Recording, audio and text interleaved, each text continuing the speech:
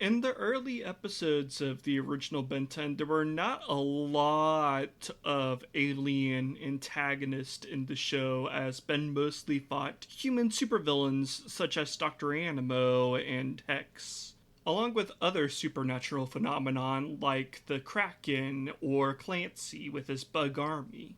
With the episode Tourist Trap, we get to see the franchise stretch out the possibilities of what aliens can be and what they can do. Although the episode itself leaves it a little bit ambiguous on if they are actually aliens or if they are creatures from Earth. And it's not the first time Ben has actually encountered other aliens, as he's previously fought the Limax and the Bounty Hunters. But again, the Megawatts really showed the potential of what aliens could look like in the Ben 10 universe. Getting into the first episode with them, the Tennysons visit a town called Sparksville, and they find a giant rubber ball that, unbeknownst to them, is containing a living creature inside of it. And Ben accidentally unleashes the creature by feeding it some of the Omnitrix's energy. Now fueled by Omni energy, the Megawatt begins to terrorize the town. Although really most people around just seem to be bored by it.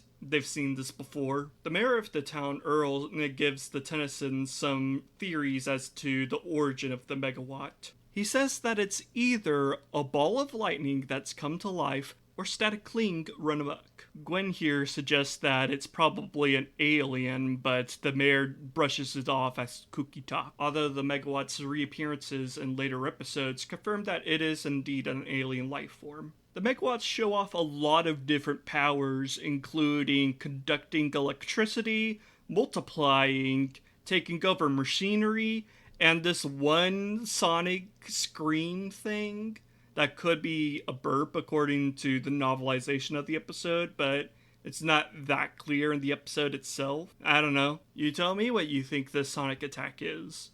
And since the Megawatts are living lightning, they can also move as fast as lightning, so they're incredibly hard to catch, but Ben eventually does it by tricking them with Heat Blast. At the end of the episode, now they're trapped in a brand new light bulb instead of a giant rubber band ball, but who knows how long that will last. Probably a year, I guess. Before we move on from Tourist Trap, there is one more piece of trivia we gotta talk about. The name Megawatt is actually the original name for the Omnitrix. The full name of the Megawatt watch was going to be so long, actually, that Ben would just get confused and call it the Megawatt, which he calls them in the episode itself. So yeah, I think it's really cool that they didn't throw out that idea entirely and reuse the name for an alien species. Later on in the third season, we get to see Ben actually transform into a Megawatt in the future of Ben 10,000.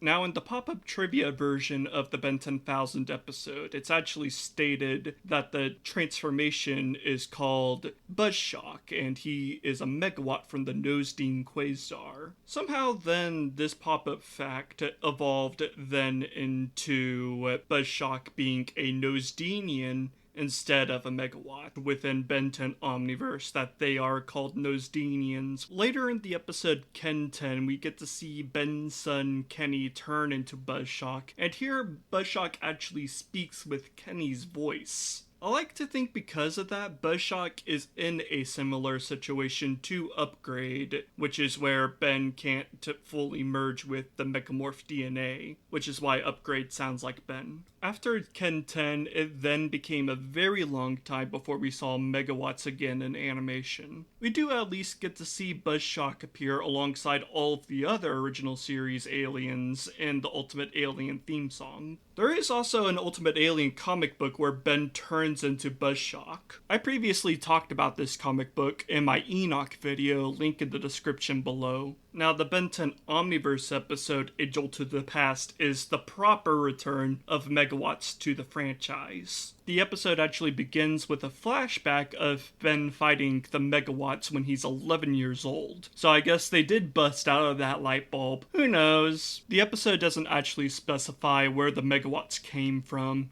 It just kind of keeps things simple for new viewers to jump on to that haven't seen the original series. Unlike in their first appearance, here Ben actually takes care of the Megawatts pretty easily. He uses his new alien feedback to put them to sleep by draining their energy, which tires the little gremlins out. 5 years later, in the present day, Ben encounters the Megawatts again, now much older, and hasn't seen them in a long time. Here, the Megawatts are actually on the run from the new villain, Fistrick, who's using the Megawatts as living batteries for his machines. Here the tables have turned, so Ben has to help the Megawatts fight off their oppressor, Fistrick, and his gang. The episode actually gives Megawatts a happy ending this time around, with Max showing up to give some good news. Turns out there's actually a colony of Megawatts underneath Bellwood powering an alien city called Undertown. And so these kidnapped Megawatts get to come back to their home in Undertown to rejoin their friends and family. The Megawatts are seen again later in the episode Max's Monster. Here, Max's old friend Phil has transformed into a mutant creature who's able to manipulate the Omnitrix to transform into electric aliens. Phil now needs electricity to sustain himself, so he's manipulating Ben to transform into aliens to power him up. Towards the end of the episode, Phil finds the colony of Megawatts in Undertown, and he's ready for dinner. To defend the Megawatts, Ben transforms once again with the Omnitrix, and this time he turns into Buzzshock. Buzzshock and the Megawatts then lead Phil into a trap where Max has a null void projector ready to trap Phil into the prison dimension. Ben then continues to use Buzzshock for the rest of the series. Also in Ben 10 Omniverse, Buzzshock is actually voiced by Eric Bauza instead of Ben's voice actor. So there goes my fan theory. Oh well. The Megawatts also frequently appear in a lot of Ben 10 video games, including the game on Hyperscan, as well as FusionFall. And in the 2016 Ben 10 reboot, Ben 10,000 once again turns into Buzzshock when he appears in the episode Ben 10,010. At this point, the Megawatts and Buzzshock are a pretty well-established element of the Ben 10 series, and so I'm sure we'll be seeing them again soon, possibly in the new Dynamite Ben 10 comic being written by Joe Casey. The first episode with the Megawatts was actually written by two Man of Action members, Joe Kelly and Stephen T. Siegel, so I think it's pretty safe to say that we'll be seeing them again at some point.